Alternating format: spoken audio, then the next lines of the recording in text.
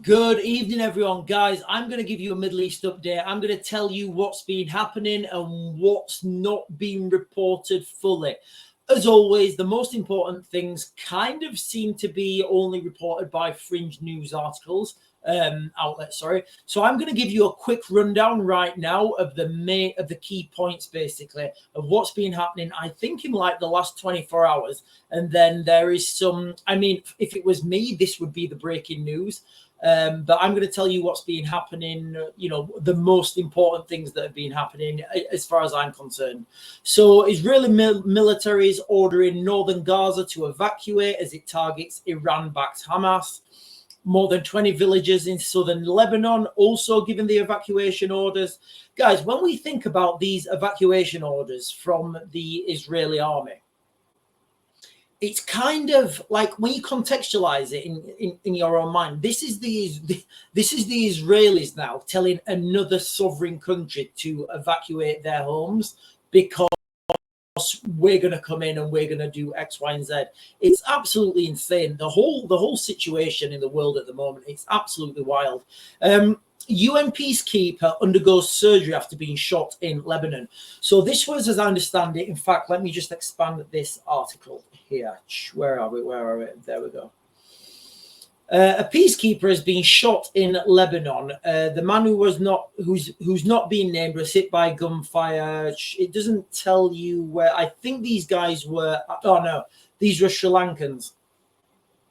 But what it shows is, the Israeli military are pushing towards their objectives, regardless of what's in front of them. Now, whether you think that's a good thing or a bad thing doesn't really matter at this point because we're already too far gone and there's no going back.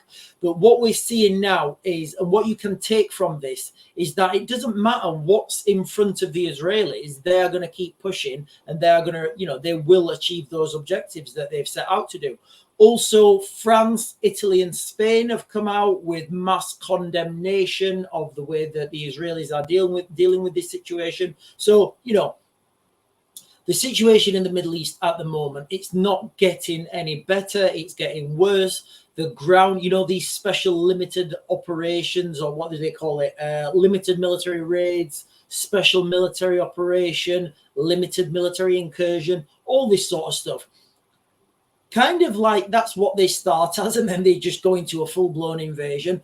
Remember, I don't think we're ever going to see a situation in the world anymore where we have a world leader standing up and saying, I declare war on these infidels, or I declare war on capitalist pig.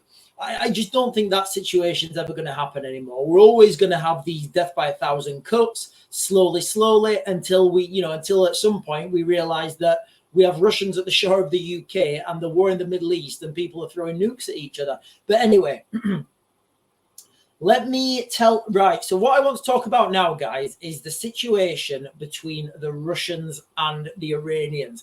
Because, guys, this should have front page news everywhere. This is the main thing to look at. If you was on my live stream last night, I said that, I feel all these roads at the moment are leading towards Antarctica. And Iran has a claim now Iran has a claim on Antarctica. I don't know how that's happened. I'm sure there's reasons behind it, but they do. So I feel that's where everybody's moving. But what I want to focus on is the relationship between Russia and Iran. Now, this thing's just like I wouldn't have been able to predict this relationship like 5-10 years ago. But, they've got a good military, commercial, and it seems that all the Western sanctions on Russia did is make Russia stronger, because now Russia no longer relies on the Western systems. Russia's built its own systems. It's built its own allies. And people, I remember, I can't remember who did it, but there was an article and it was like mocking Putin for being desperate, for having to find other partners. Well, that's just ridiculous, because look whose economy is a lot stronger. The Russian economy right now is a lot stronger than before the sanctions. So who's laughing really? Putin with more money, or us with higher fuel prices, high cost of living, and all the rest of the calamities that are forced on the West?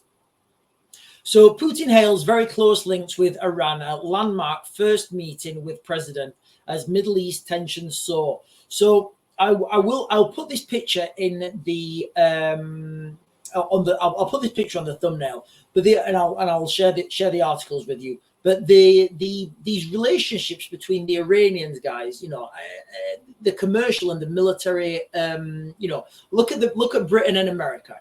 We have a special relationship with Britain and America have a special relationship, and the cooperation between the military, it's unparalleled. I don't think there's any two countries that cooperate as much militarily. The militaries are pretty much interchangeable at a high end. So if this is replicated now with Russia and Iran, what you can see is total exchange of nuclear materials. You can see Iran propping up Putin with their manufacturing capacity, and a lot of long-range systems being co-developed, interdeveloped. And then we've got this article.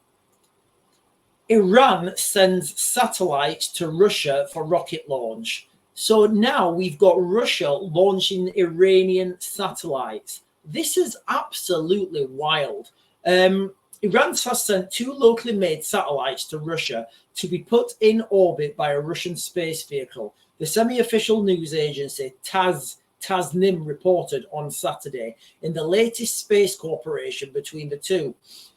So when people grow commercially, financially, militarily, it's very difficult to tear these two apart, because each country will be making money off the other country's products.